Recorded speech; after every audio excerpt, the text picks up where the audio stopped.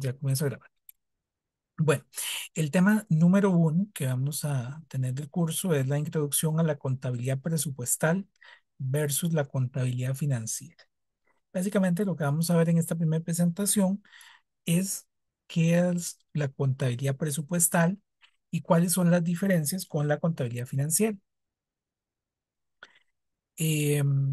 No es demasiado diferente de una contabilidad eh, financiera, esto es importante. La contabilidad gubernamental, eh, como ya lo mencioné en la introducción del curso, sí tiene una gran diferencia que es el público al que está dirigido. El público, en este caso, son entidades, valga la redundancia, públicas, es decir, o gubernamentales. Es decir, por ejemplo, en Costa Rica son municipalidades, son los ministerios, es el gobierno, ¿verdad? Todo lo que constituye el gobierno central y las instituciones descentralizadas. Entonces ahí tendremos el poder ejecutivo, el poder legislativo, el poder judicial. Todos ellos son instituciones que tienen que aplicar o la contabilidad gubernamental. Lo que hace la contabilidad gubernamental es registrar, clasificar, resumir e informar sobre las transacciones financieras y presupuestarias realizadas por el gobierno. Ese es un punto muy importante que diferencia de la contabilidad privada, y es que las instituciones del gobierno, bueno, y las instituciones privadas también lo tienen. Lo que pasa es que no tiene tanta relevancia, siento yo, pero bueno, complejo. Pero este, llevan mucho lo que es un presupuesto. Las instituciones del gobierno se manejan mucho por lo que es un presupuesto. De hecho, ese es el cambio de mentalidad que viene a generar la implementación de las NIC-SP en Costa Rica, de que ya no nos manejemos únicamente con un presupuesto, porque aquí normalmente se ha manejado y se maneja aún el presupuesto para todo, lo cual no está mal. Un presupuesto, como lo vamos a ver más adelante en la presentación, es hoy sentarme a ver qué necesidades tengo y asignarles un monto para ver qué es lo que puedo cubrir. Eso está bien. Lo que pasa es que eso no es una contabilidad. La contabilidad se apoya de un presupuesto, van de la mano. Son dos elementos hermanos, por así decirlo. En el presupuesto yo proyecto cuáles son esas necesidades, cuántos recursos ocupo, lo tengo que ir ejecutando, porque lo que yo presupuesté son metas que tenemos. Por ejemplo, a nivel de capacitaciones, yo proyecté o presupuesté que vamos a hacer durante el año 10 capacitaciones, y eso es lo que tengo que gastar. Y la contabilidad lleva un control, un registro de esas transacciones por la base de devengo, por lo que corresponde a una base de partida doble, de dónde provienen los recursos y en qué se convierten, en qué se han ejecutado.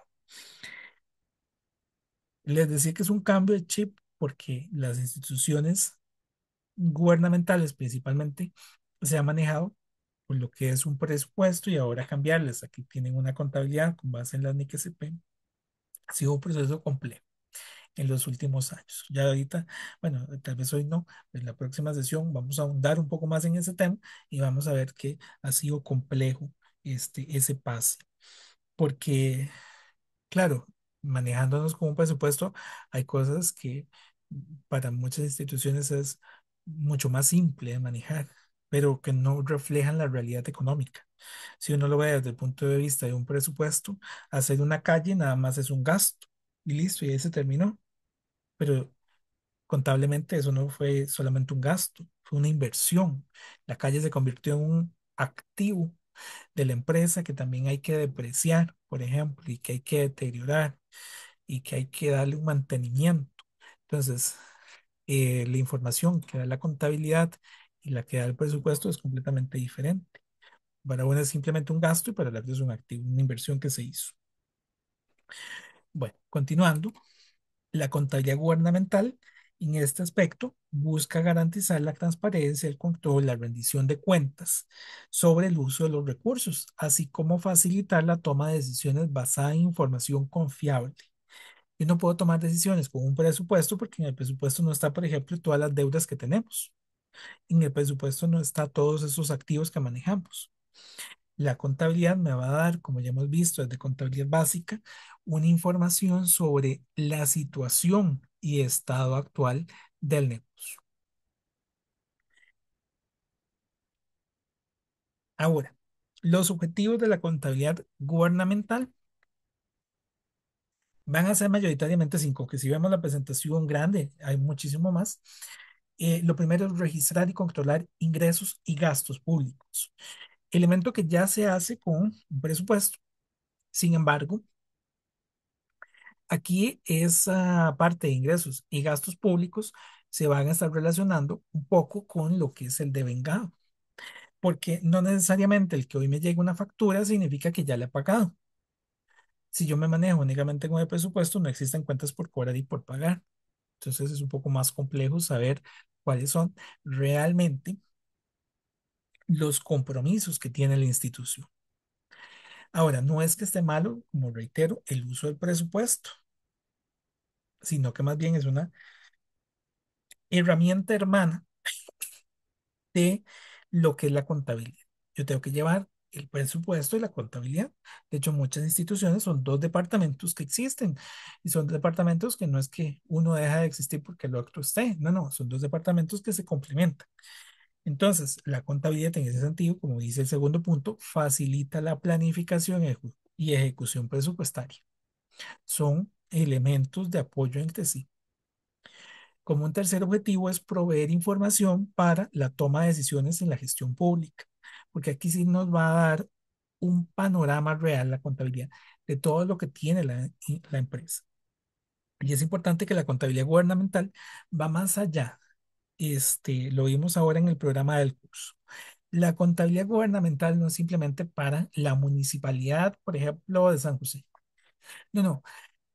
La contabilidad gubernamental es algo más amplio porque es información a nivel país. Yo no sé si ustedes han ingresado a los datos abiertos del gobierno, donde está la balanza este, comercial de Costa Rica, por ejemplo. Esos no son datos únicamente de una institución, son datos consolidados de todas las instituciones gubernamentales. Por eso es tan importante que todas las entidades gubernamentales lo implementen, porque la contabilidad gubernamental tiene una particularidad. Cada institución del gobierno presenta su contabilidad y la contabilidad nacional al final consolida la información contable de todas las instituciones del gobierno para poder presentarla, por ejemplo, a, este, a organismos internacionales, que precisamente son los que proveen de recursos públicos. Em, por ejemplo, al FMI o algunos otros, y son los que ayudan en cuestiones de financiamiento. Si el gobierno necesita un crédito a nivel internacional, pues ellos nos lo van a dar. Y al igual que cualquier institución, no nos lo van a dar solo porque sí, porque queramos, sino porque nosotros tenemos unos estados financieros que lo respalden. Serían los estados financieros del país y eso se logra a través de la contabilidad de todas las instituciones del gobierno de Costa Rica, de todas las instituciones públicas. Entonces aquí hay un elemento de consolidación de todo el sector público costarricense. Entonces, así, toma decisiones de gestión pública, pero no solamente de cada institución, sino del país como un todo. Bueno, también permite cumplir con la rendición de cuentas ante la ciudadanía. Como yo les decía, nosotros ahorita podríamos ingresar, bueno, tal vez no en todas las instituciones, pero sí en la mayoría de instituciones y ver los estados financieros de algunas de ellas. Eso vamos a ahondar un poco más en el tema 2, pero no todas las instituciones del gobierno han logrado tener los niveles de implementación necesarios para hacer esa rendición de cuentas. Pero la idea es que todas las instituciones del gobierno pues tengan en sus páginas web los estados financieros. eso es un elemento de transparencia institucional. A eso es hacia lo que aspiramos. Para la rendición de cuentas ante la ciudadanía y otros organismos de control, ¿verdad? Lo que mencionaba, organismos internacionales o también otras instituciones de control a nivel nacional. Por ejemplo, la Contraloría General de la República hace procesos de fiscalización en ese aspecto, de revisión de algunos estados. Em, Evaluar la eficiencia y eficacia en el uso de los recursos públicos, ¿verdad? También hay un elemento de rendición de cuentas en ese aspecto, de ver qué tan eficientes fueron en la utilización de los recursos, o bien en algunas gestiones en particular, por ejemplo, qué tan eficientes fueron pagando o cobrando. Ustedes saben que hay instituciones y vamos a decirlo porque por si es información pública, pueden ingresar a cualquier portal de una municipalidad y ver los estados financieros. Hay municipalidades que tienen cuentas por cobrar muy grandes porque la gestión, su eficiencia y eficacia para cobrar los impuestos es muy mala. Y entonces, por supuesto que por eso le falta recursos, porque no cobran adecuadamente. Bueno, son elementos que quedan evidenciados si ingresamos a ver eh, eh, los estados financieros de estas instituciones, que reitero, no se hubiesen visto si las empresas, bueno, entidades en este caso, solamente se manejan por un presupuesto. Solo se logran visualizar si tienen una contabilidad. Hago señalamiento a esto porque a veces, y principalmente cuando hacen el trabajo de campo en, en instituciones, por ejemplo, van a una municipalidad, entonces da la impresión de que no es tan bueno llevar una contabilidad, que es mejor llevar un presupuesto, y no, son complementos. No es que sea malo llevar solamente el presupuesto o llevar solamente la contabilidad, no, ambos se tienen que complementar. Es importante que tengamos claro también la diferencia entre contabilidad gubernamental de la contabilidad financiera que hemos visto en los cursos anteriores.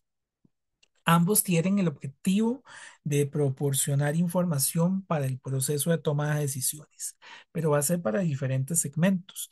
Vean que la contabilidad gubernamental es para organismos públicos, para la ciudadanía, y la contabilidad financiera es, por ejemplo, para inversionistas, acreedores, entidades reguladoras.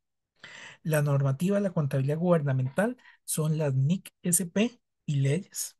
Bueno, leyes también podría ser para la contabilidad financiera, aunque principalmente son, en nuestro caso nacional, las NIF o las NIF para pymes, aunque hay otros marcos, ¿verdad? La normativa norteamericana, las US GAAP, este, a nivel del desempeño que se mide, en el caso de la contabilidad gubernamental, hay un elemento de control y de rendición de cuentas, que no es que no exista en la contabilidad financiera, pero el objetivo de la contabilidad financiera, dado que es presentar información para accionistas, lo que le interesa al accionista es ver la rentabilidad y la solvencia. Ah, ¿cuánto me gané? ¿O qué tan buena está es la empresa en este momento? ¿Qué tantas probabilidades hay de que cierre el día de mañana o que más bien se mantenga?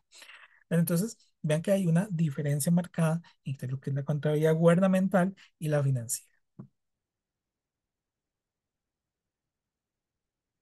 No sé si de momento tienen alguna consulta. ¿Vamos bien? Sigo entonces. Eh, en lo que son las instituciones del gobierno, el Ministerio de Hacienda es el que mueve el dinero, ¿verdad? Ustedes lo han visto. Ah, mm, por ahí el mes de septiembre, bueno, tal vez antes, en agosto, se ven las noticias, ustedes pueden investigar un poquitito ahí, donde el ministro va a dejar el presupuesto a la Asamblea Legislativa.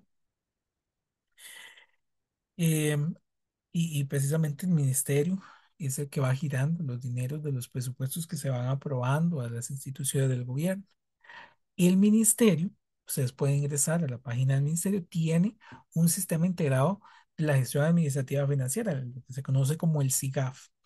Y el SIGAF es digamos, una herramienta precisamente para poder realizar la presentación de la información financiera de las diferentes instituciones. Entonces, las instituciones utilizan el SIGAF, como bien dice acá, como una herramienta clave para la administración pública. Ahí presentando esa información financiera. Se diseña para garantizar la integración de los subsistemas presupuestarios, financieros, patrimoniales y económicos.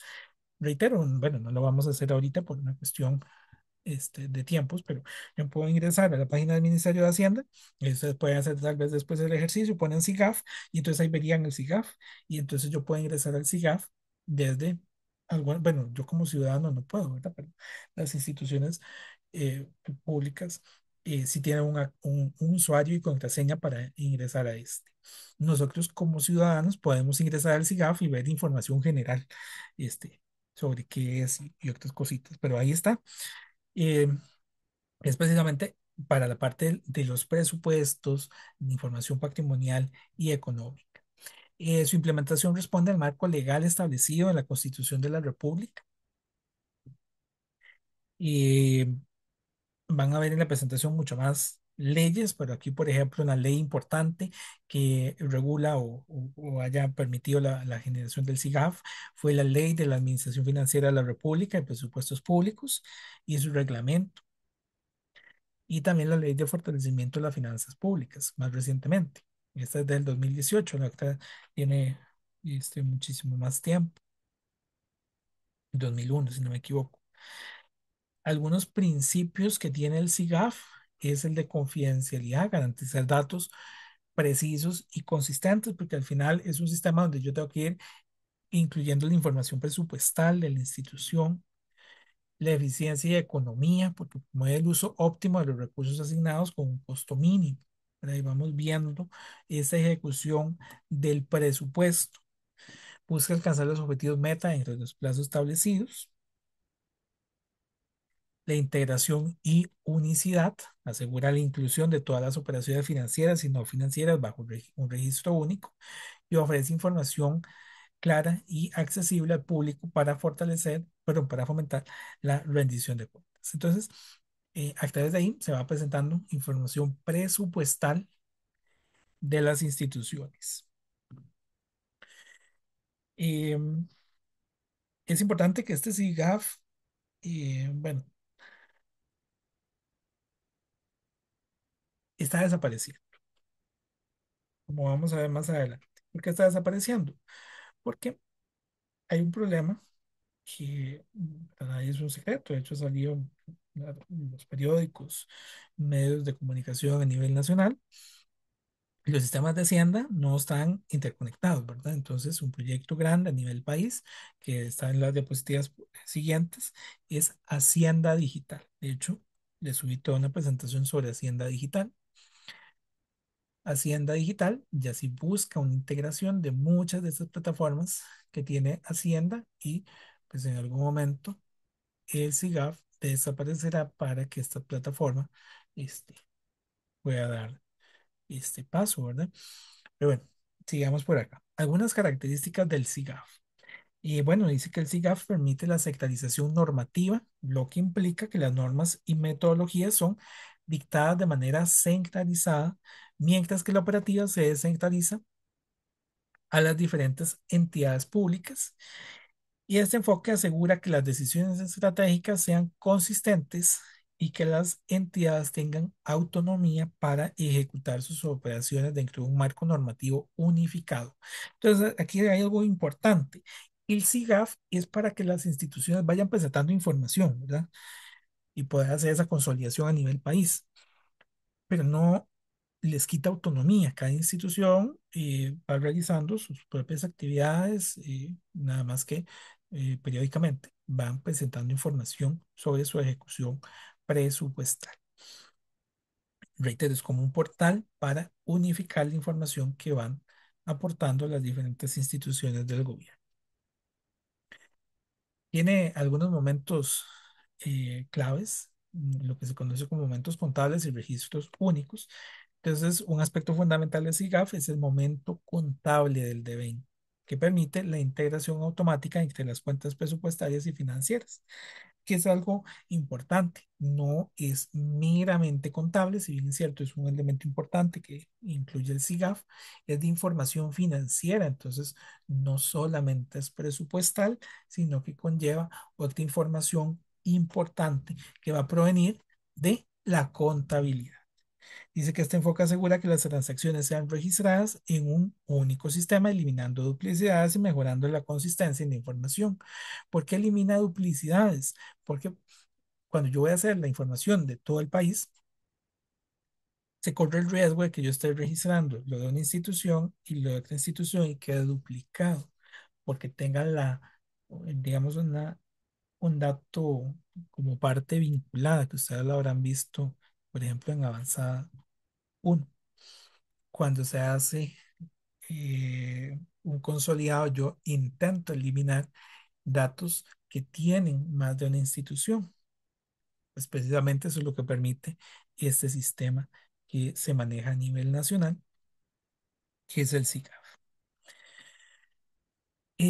Bueno, y para ir finalizando con el tema del SICAF, tendríamos algunos beneficios que tiene su uso. Mejora la calidad de la información financiera, fortalece la toma de decisiones basada en datos, incrementa la eficiencia operativa y la rendición de cuentas y facilita la obtención de estados financieros actualizados, lo que permite una gestión más transparente y oportuna de los recursos públicos. Tal vez ese último es muy importante, ¿verdad? La obtención de estados financieros para poder realizar esa integración de la información. Sin embargo, es importante que el SIGAF, reitero, va desapareciendo. Ahora se habla muchísimo de lo que es Hacienda Digital y que este año tiene una, un peso muy fuerte. Por eso les digo, el SIGAF está por desaparecer. Hacienda Digital es una iniciativa del Ministerio de Hacienda que vendría a tener un impacto en lo que es la contabilidad gubernamental. Bueno, lo que busca es modernizar y digitalizar los sistemas de gestión administrativa y financiera del país. Esos sistemas que actualmente no se relacionan estarían completamente integrados. Y eso ayuda a la parte gubernamental, pero también a nosotros como usuarios. De hecho, dice que su objetivo principal es mejorar la eficiencia en la recaudación de impuestos. Ustedes saben que Costa Rica tiene altas tasas de evasión, precisamente. Y ese es un dato muy problemático que tiene nuestro país, producto de la evasión, también es que se genera ese déficit fiscal que tenemos. Podría ser un déficit fiscal menor, tal vez no exista, si no hubiese tanta evasión fiscal. Entonces, con Hacienda Digital, lo que hace el gobierno, o lo que va a intentar hacer el gobierno, es disminuir un poco esa evasión, optimizar el gasto público y facilitar la gestión de la deuda, adaptando una cultura institucional centrada en el ciudadano. Bueno, eso es lo que busca el objetivo de Hacienda Digital. También por aquí les puse algunos elementos importantes de Hacienda Digital. Uno es que es un sistema de administración financiera integral. Y vean que el SIGAF también era un sistema de administración financiera. Entonces, por eso les digo, este viene a sustituir lo que ya existía, pero ahora centralizado, ya un poco más en tiempo real, por decirlo así, que permite una asignación más eficiente de los recursos y mejores prácticas de sostenibilidad fiscal. Bueno, está muy enfocada a la parte fiscal, pues, precisamente viene desde el Ministerio de Hacienda. Sin embargo, pues tendrá para las instituciones del gobierno un impacto más hacia su gestión. La automatización de procesos tributarios centrales y mejora de los servicios al contribuyente, facilitando el cumplimiento de las obligaciones fiscales y combatiendo la evasión.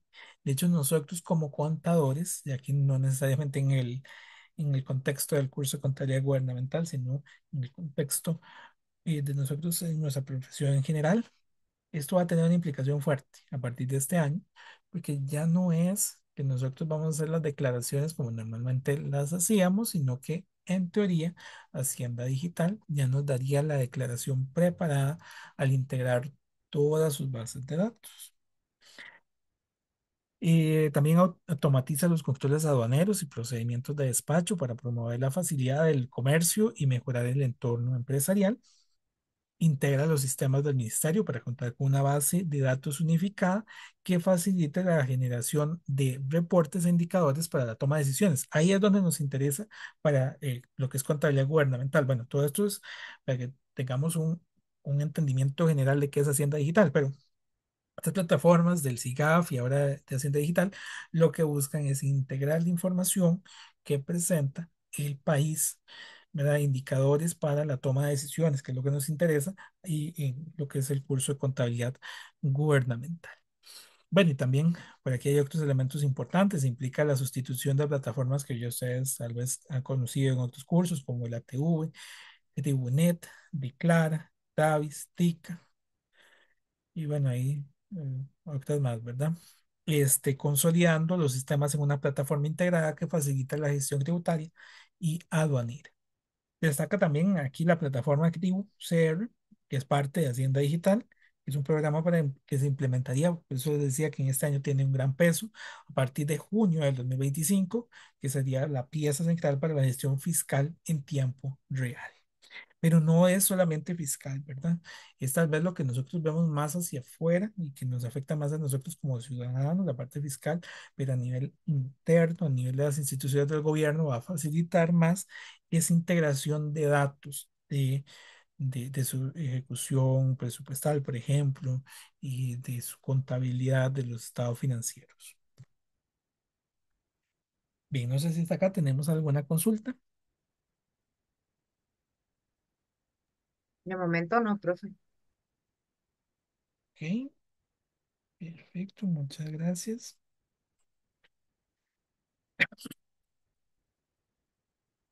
Disculpen. Ahora sí. Bueno. Es importante que en la contabilidad gubernamental, como les digo, hay un componente muy fuerte, que es el presupuesto, que es lo que normalmente se ha utilizado durante los últimos años. Mm, Son dos cosas que se tienen que tener a la par en lo que es la contabilidad. Uno es el presupuesto, vamos a ver un poquito sobre el presupuesto, y lo otro son los registros contables con la base de Venco. Reitero, no son sustitutos, son cosas que se deben llevar de manera simultánea. El presupuesto es un componente fundamental en lo que son las instituciones del gobierno. Ya lo vimos un poco en lo que es los cursos de finanzas. Dice que un presupuesto es un instrumento que establece de manera anticipada la estimación de los ingresos y los gastos que una entidad, en este caso gubernamental, pero también puede ser para una entidad empresarial o personal. Pues es que ya lo vimos en finanzas. En finanzas ustedes vieron cómo se hace un presupuesto de ingresos, cómo se hace un presupuesto de gastos. Bueno, es lo mismo. Y eso no es una técnica que sustituya a los estados financieros, sino que más bien la complementa. Y lo que permite es planear, bueno, plantea obtener y realizar durante un periodo específico, generalmente de un año, ¿verdad? ¿Qué ingresos y gastos vamos a tener durante ese año? Es importante también que no es algo exacto. No es que yo presupuesto 1 millón y voy a gastar 1 millón. No puede ser que que tenga que gastar un poco más o un poco menos. Ahí es donde se dan subejecuciones porque gastan un poquito menos. O que se generan presupuestos extraordinarios y tengo que gastar un poco más. Em, el presupuesto, su propósito es servir como una herramienta de gestión, planificación, control, asegurándose que los recursos disponibles se utilicen de manera eficiente para alcanzar los objetivos definidos. Y algunos conceptos básicos y características de la contabilidad presupuestal en Costa Rica, que reitero, es la que durante muchos años se utilizó y que lo que hizo es que no tuviéramos registros de activos. Desde seguir, hay elementos que cuando se comenzó a implementar las NIC-SP en Costa Rica no existían. Ustedes llegaban a una institución y no se sabía cuánto habían costado los vehículos que tenían ahí, este, porque fueron gastos en algún momento y nunca se llevó un registro del mismo. O tenían terrenos y nunca hubo un inventario de los terrenos que habían. Entonces ha sido un proceso importante, un cambio de mentalidad a nivel país, el pasar de un presupuesto a una contabilidad con base de evento. Bueno, retomando acá, la contabilidad presupuestal, algunas características importantes, va a ser que está regulado por la Ley de la Administración Financiera de la República y Presupuestos Públicos. En el campus vimos hace un rato y ahora ya tiene para ustedes todo el sentido de que ya está, por ejemplo, el presupuesto 2022, 2023, 2024. Ahí ya ustedes pueden ver cómo se presenta el presupuesto, qué información presenta esos presupuestos. Y su reglamento que establece los lineamientos para la preparación, ejecución y control del presupuesto público. Entonces ahí también le subí la ley 8131 y uno y su reglamento, para que ustedes tengan todo el panorama claro. Este sistema tiene como objetivo principal garantizar una asignación eficiente y transparente de los recursos públicos, alineada con las prioridades del gobierno y las necesidades de la ciudadanía. A nivel del marco jurídico de los presupuestos, es bastante extenso, como también verán en la presentación completa, pero estaría toda la parte de la constitución política. De ahí habla que tenemos que tener presupuestos en lo que es el gobierno, no es que nada más vamos a ir ahí a gastar por gastar, sino que es o la gestión pública tiene que ser un proceso ordenado, un proceso controlado, un proceso concienzudo de que si el país no tiene recursos, no podríamos gastar en ciertas cosas. Hay que hacer una proyección de qué es lo que se va a realizar. Todo esto también estaría acompañado de la Ley 8131 y su gestión, normas técnicas sobre el presupuesto público emitidos por la Contraloría General de la República, que también anteriormente habíamos hablado de que funge como un organismo de control en esta materia. Y también se tiene que hacer por medio de clasificadores presupuestarios y catálogos de cuenta del sector público. En el campus estaría ese clasificador, ¿verdad? Ahí también está. Em, ¿Para qué es eso? Precisamente para generar también reportes de la ejecución presupuestal. ¿Qué es ese clasificador presupuestal? Es como un catálogo de cuentas. Bueno, ahí de hecho lo dice, como es un catálogo de cuentas, donde este, ya están establecidas las categorías en las que deberíamos ir gastando, precisamente para generar información para el proceso de toma de decisiones.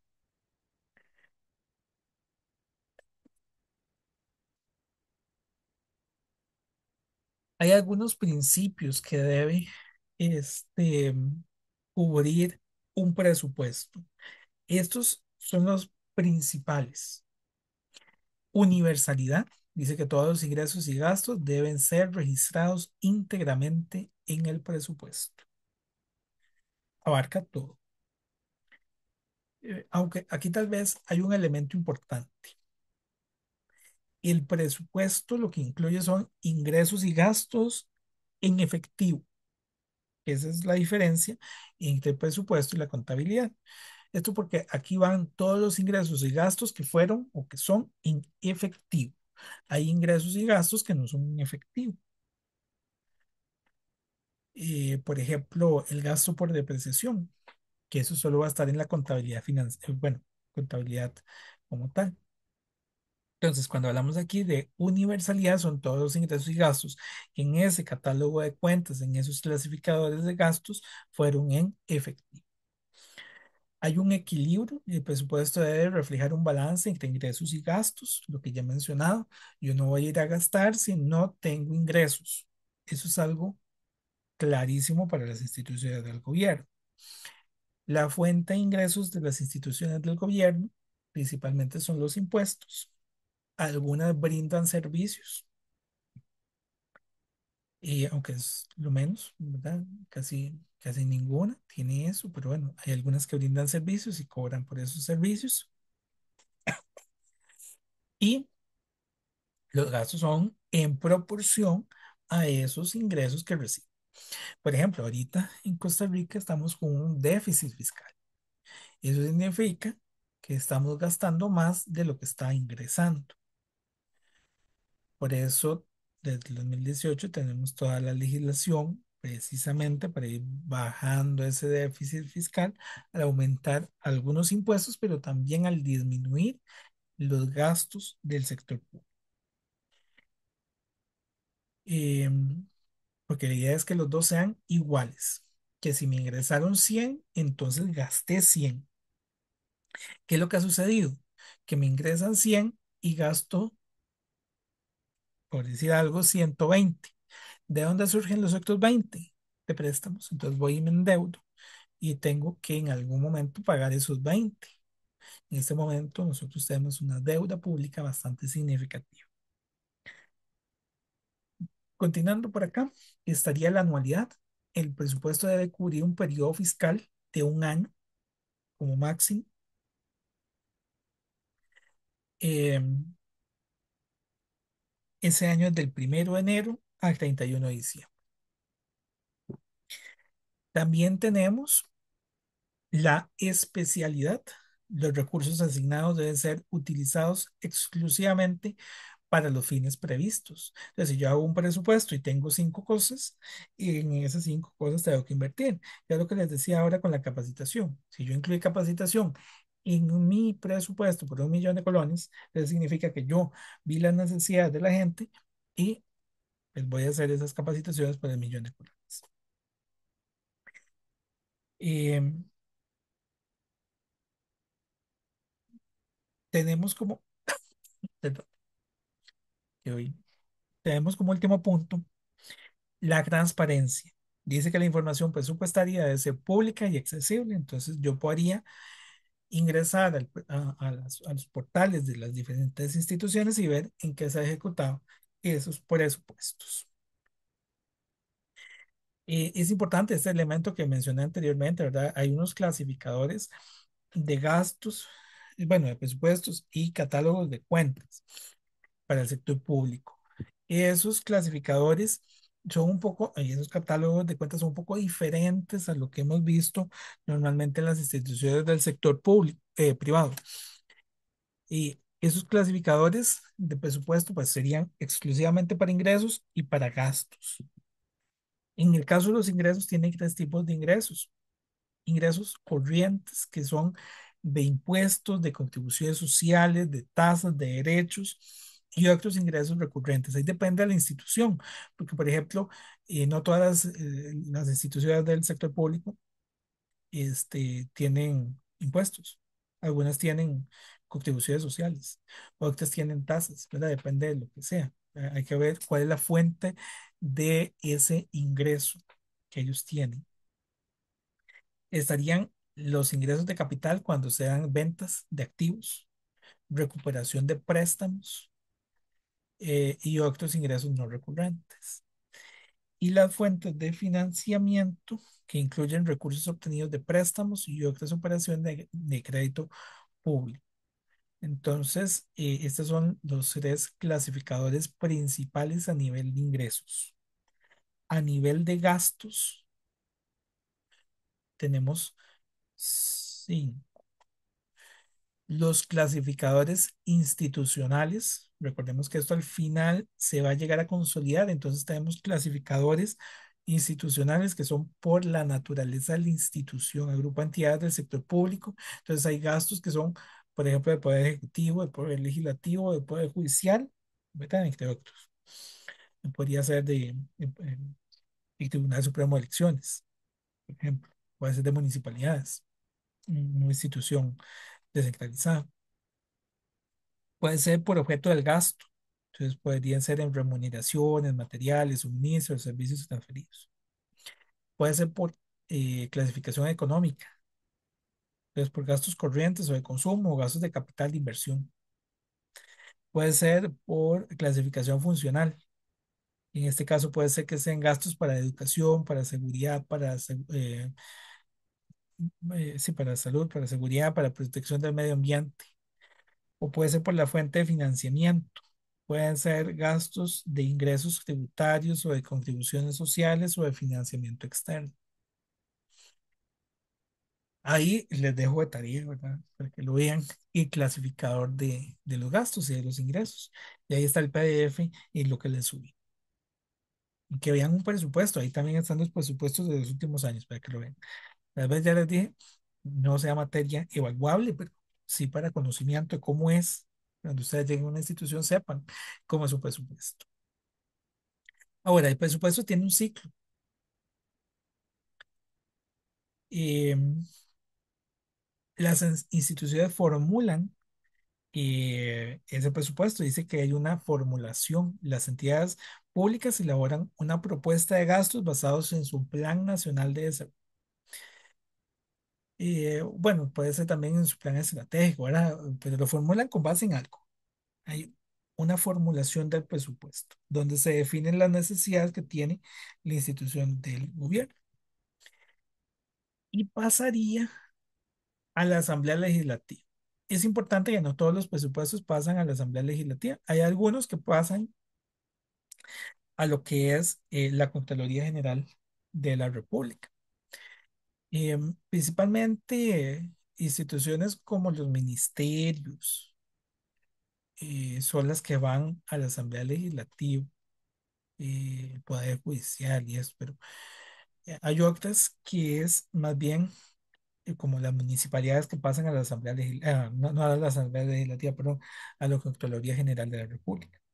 Entonces, ahí se analiza y discute y aprueba el presupuesto.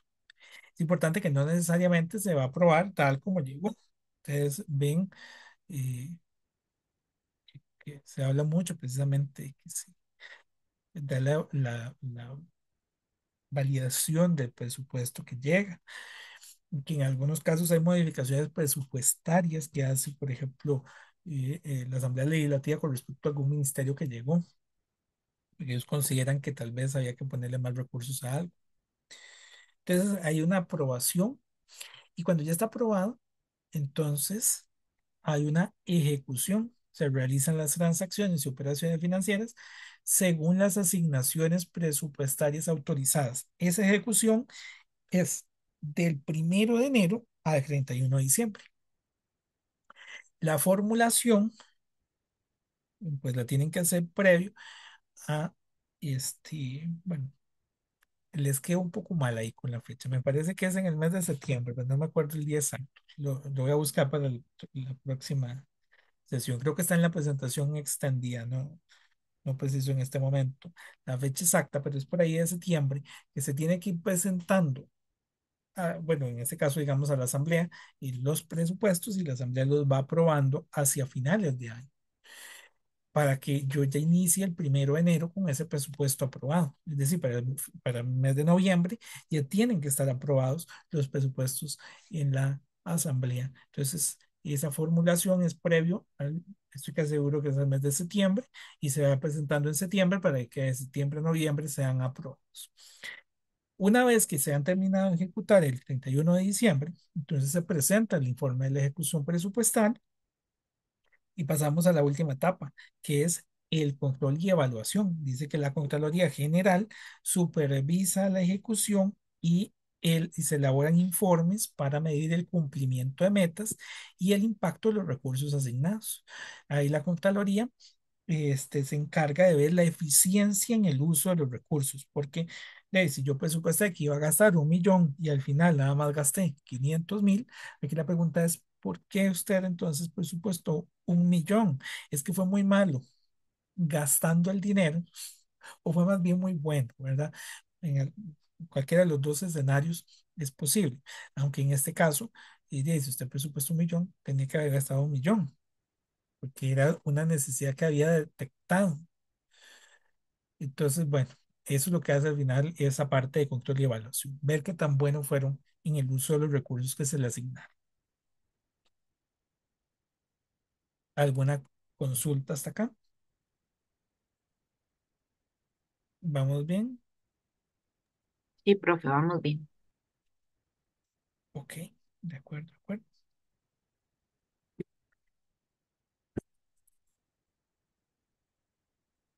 Esto que acabamos de ver es la parte presupuestal, base de efectivo, y su hermano es la parte de la contabilidad financiera, base de devengo. Como parte de ese sistema integral de información que tienen las instituciones del gobierno, estaría la contabilidad financiera, en este caso es con respecto a las NIC. Dice que la contabilidad financiera en el sector público costarricense se basa en el principio de Devenco. Bueno, y no solo en Costa Rica, en el mundo, es con la base de Devenco. Implica que las transacciones y otros eventos se registran en el momento en que ocurren. Por ejemplo, una municipalidad que ellos cobran, este, eh, no recuerdo las siglas del impuesto, pero bueno, sería el impuesto de, que nos cobran a todos por la propiedad. Este, ellos registran una cuenta ustedes saben que nosotros hacemos ese pago, el pago de impuestos a las municipalidades cada trimestre. Entonces, ellos registran al inicio del periodo una cuenta por cobrar y conforme la gente va pagando, va disminuyendo esa cuenta por cobrar. Ese es el devengado, registrar la cuenta por cobrar en el momento en que surge el derecho a obtener el dinero del impuesto, independiente de cuando se realice el pago o el cobro del efectivo, ¿verdad? No es que la cuenta nada más registro el efectivo contra el ingreso en el momento en que la persona vino y pagó sus impuestos eh, como tal, sino que desde el momento en que surgió el derecho. Es como, por ejemplo, que yo hoy me siente a hacer mi declaración de impuestos de renta, tendría tiempo hasta el 15 de marzo, entonces Hacienda ya podía registrar una cuenta por cobrar en el momento en que yo hago mi declaración, ya ella surgió la cuenta por cobrar para ellos. Dice que este enfoque proporciona una imagen más precisa de la situación financiera y patrimonial del Estado. Estas cuentas por cobrar y también por pagar no existían también antes cuando nada más nos manejábamos con presupuesto. Llévense en eso muy claro. No existían activos y tampoco existían, bueno, activos, digamos, de largo plazo, activos no corrientes. No habían vehículos, terrenos, edificios. Todo eso era gasto únicamente, que no es mentira, ¿verdad? Para fines de una ejecución de presupuesto, pues sí fue un gasto, pero para fines de la contabilidad financiera, la- con base de vengado, es un activo que tiene que permanecer ahí. No habían cuentas por cobrar, no habían cuentas por pagar, porque se pagaban o se cobraban en el momento en que se recibía el efectivo. Una gran, eh, un gran cambio de mentalidad que ustedes en la primera charla que vamos a tener del curso van a ver que por ahí don Ronald de seguro lo mencione, ha sido mm, una pared para que la implementación sea exitosa a nivel país, porque es un cambio de mentalidad por completo. Aún muchas instituciones dicen que el presupuesto es lo más importante que hay. No ven, digamos, esos otros elementos que son necesarios. Em, ok, ahora, en este subsistema de contabilidad financiera vamos a tener un registro único. Todas las transacciones se registran una sola vez para evitar duplicidades, que era lo que les decía. Porque eventualmente puede ser que yo lo registre como una cuenta por cobrar y otra institución del gobierno lo registre como una cuenta por pagar. Estamos teniendo el mismo registro. Em, entonces, en algún momento, cuando se hace la consolidación, se llega a eliminar esos registros duplicados. Imaginémonos lo que es la consolidación de todas las instituciones del gobierno. Es un proceso sumamente extenso que se realiza. Y también en este sistema tendrá otro elemento que es la uniformidad, porque es que, y también ahí en el campus, ustedes les puse unos modelos de estados financieros. En algún momento, revísenlos. Y esos modelos de estado financiero son modelos estándar, para que a mí no se me ocurra hacerlo diferente que otra institución. Todas las municipalidades, todos los ministerios, todas las instituciones del gobierno tienen que usar esos formatos. ¿Por qué? Porque hay una uniformidad. Estamos utilizando el mismo catálogo, estamos utilizando el mismo código de cuentas, estamos utilizando los mismos nombres, precisamente para que cuando hagamos esa consolidación a nivel país sea muy sencillo de hacerlo. Porque aquí el punto es que la contabilidad gubernamental no es solamente de una institución como tal, no es solamente de la municipalidad, es de todo el país. Entonces dice que se aplica un sistema común y uniforme en todas las entidades del sector público. Y también pues hay una integración. Los registros financieros, presupuestarios y patrimoniales están interconectados, permitiendo una visión consolidada de las finanzas públicas. Pero en algún momento se llegan a unir y generar esos estados y información a nivel país. Algunas ventajas del devengado en Costa Rica. Bueno, tenemos la parte de transparencia y rendición de cuentas, que ya lo hemos mencionado varias veces, que lo que busca es precisamente generar una rendición de cuentas que aquí va un poco más allá. En este caso, a diferencia del presupuesto, que era un poco sobre la parte de la ejecución de qué estamos gastando, en este caso, como es con respecto al devengado, tiene que ver un poco más, como ya mencioné, con la gestión. Sí, también realizamos cobros adecuados, pagos adecuados, si se realizaron en tiempo, si tuvimos atrasos o si algunas cuentas se declararon incobrables, si fuimos tan malos cobradores que ni siquiera pudimos recuperar el dinero, eso se da en algunos casos. Y además da un panorama mayor sobre las obligaciones que tiene el Estado y recursos que tiene disponibles. Mejora en la toma de decisiones. La base de Vengado en este aspecto proporciona información oportuna y relevante para la gestión financiera y la planificación estratégica. Finalmente, hay una integración con la contabilidad presupuestal. Facilita la conciliación entre los resultados presupuestarios y los contables, asegurando la coherencia entre ambos sistemas. ¿Verdad? Lo que ya había mencionado. No es que uno sustituya al otro, es que los dos se deberían complementar. Eso hay que tenerlo muy presente. De manera tal que si yo hago, y de hecho hay una norma, una NIC SP, ya lo veremos en el tema 3, 4, hay una norma, una NIC SP que nos pide que hagamos una conciliación entre lo que es la contabilidad base de vengo con con presupuesto, porque deberían empatar. Bueno, por supuesto, deberían detectarse diferencias, pero yo podría hacer una conciliación perfecta entre los dos. ¿Cuáles deberían de ser las diferencias? Las cuentas que no son en efectivo.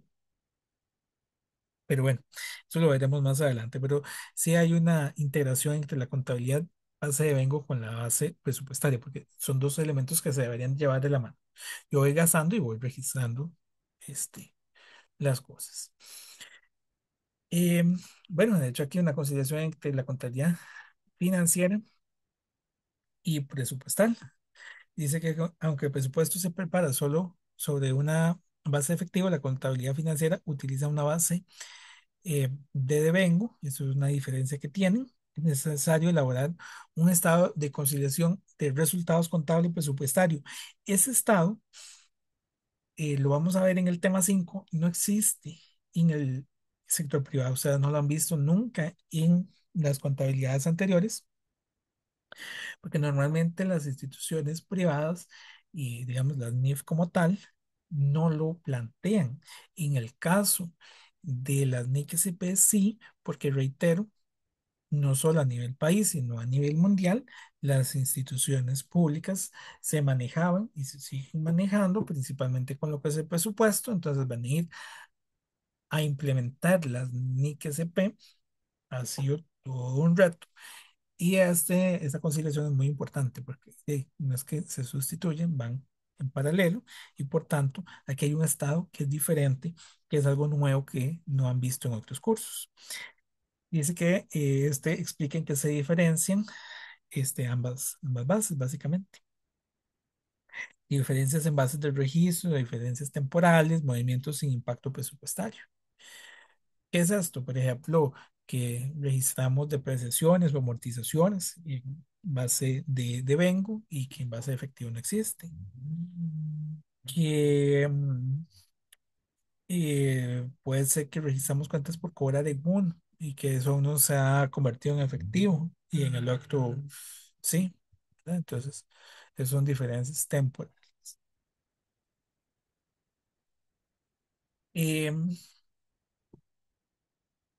Ven, ya por aquí vamos terminando, vamos muy bien con el tiempo. Es importante que la contabilidad gubernamental se maneje con el marco normativo de las NIC-SP. Las NIC-SP, bueno, por aquí la cuadrito, no son generadas por el mismo organismo que genera las NIF. Las NIF y las NIF para pymes son emitidas por el IASPI, pero las NIC-SP son emitidas por el IFAC. El IFAC, ustedes ya deben haberlo visto en cursos anteriores. El IFAC es el que genera las NIES, las normas internacionales de auditoría. Dice que el marco normativo contable internacional para el sector público está liderado por la Federación Internacional de Contadores, el IFAC. Tampoco es que estén completamente desintegrados, ¿verdad? Son dos instituciones que, ¿verdad?, comparten información. El IFAC lo hace a través del Consejo de Normas Internacionales de Contabilidad para el Sector Público, el IPSAS-B. Este organismo emite las normas internacionales de contabilidad para el sector público, la NIC-SP. Es importante que la NIC-SP, en ese aspecto, les decía, no es que tienen digamos, una completa diferencia de las NIF, ellas están muy alineadas con el contenido de las NIF. Aunque no son por el mismo organismo, sí buscan estar muy de la mano y van por el mismo camino. De hecho, las versiones más nuevas de las NIC-SP que sustituyen a versiones previas, digamos, tienden a utilizar componentes que tienen las nuevas NIF. Es muy importante, porque entonces ahí se va alineando, se va dando una convergencia de la normativa contable internacional, tanto al sector público como al sector privado.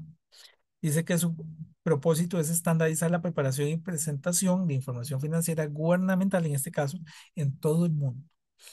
Sin embargo, eh, Canadá sí ya lo implementó completamente, las NIC-SP, y hay otro país, pero los demás estamos en proceso, ¿verdad? Hay países latinoamericanos que han avanzado bastante, Colombia, Argentina, este, todos estos países hacia el sur han hecho procesos importantes de implementación de las micro-RP. Bueno, nosotros también tenemos un proceso de implementación de las mismas que vamos a andar bastante en el tema 2, pero aún nos falta camino en ese aspecto.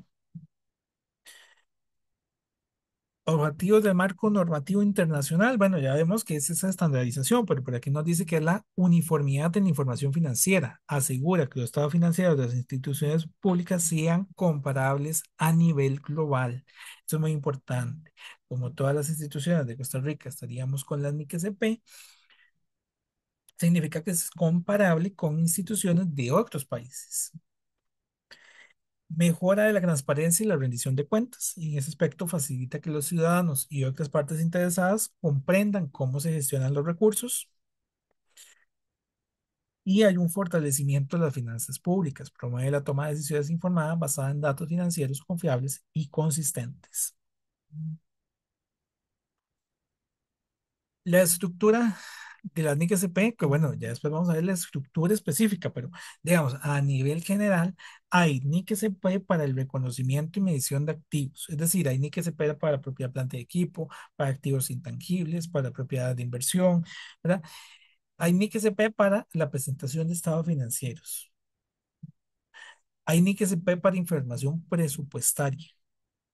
Y hay NIC-SP que lo que buscan es la contabilidad para entidades con propósitos específicos, como entidades consolidadas y y fideicomisos, ¿verdad? De figuras específicas que tal vez no existen en todas las instituciones del sector público.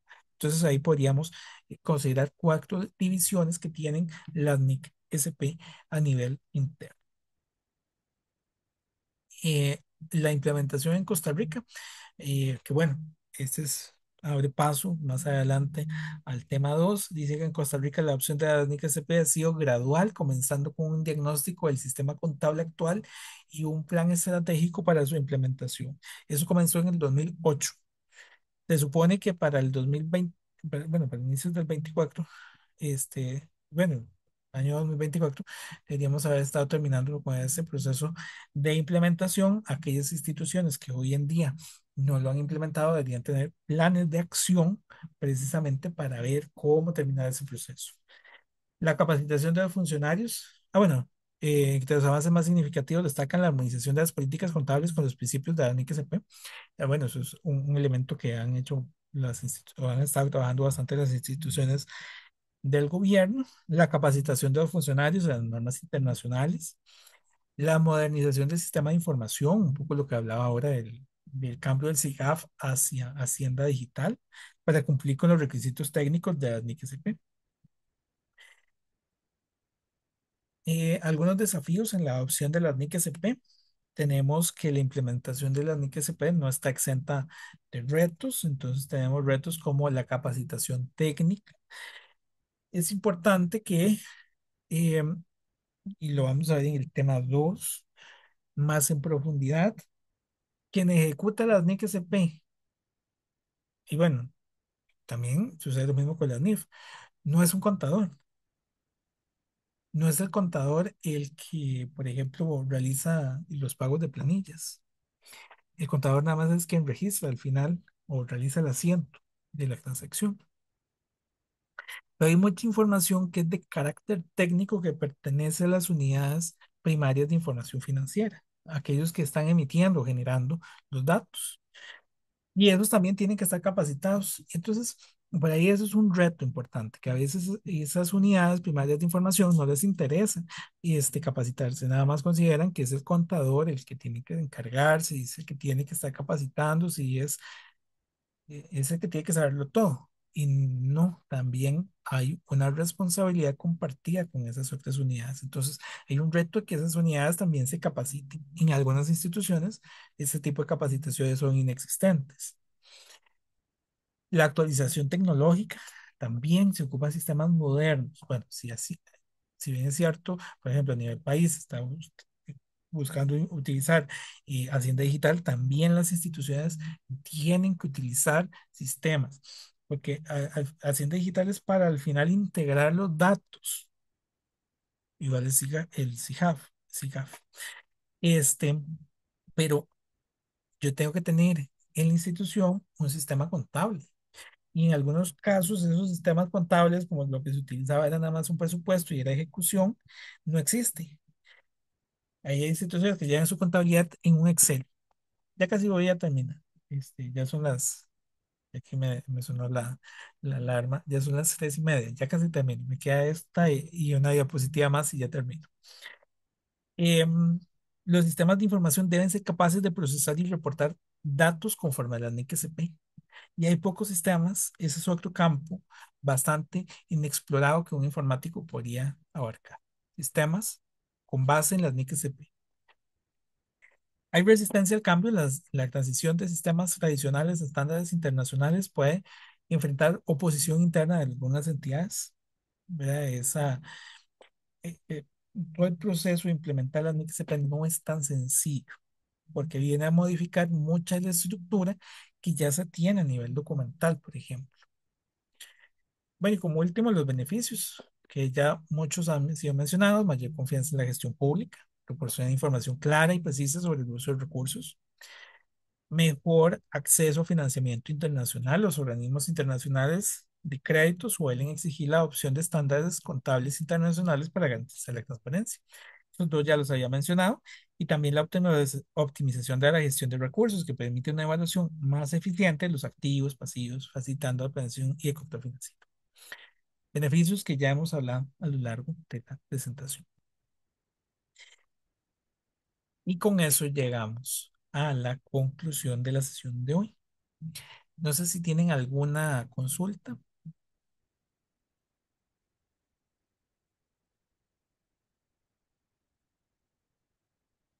No.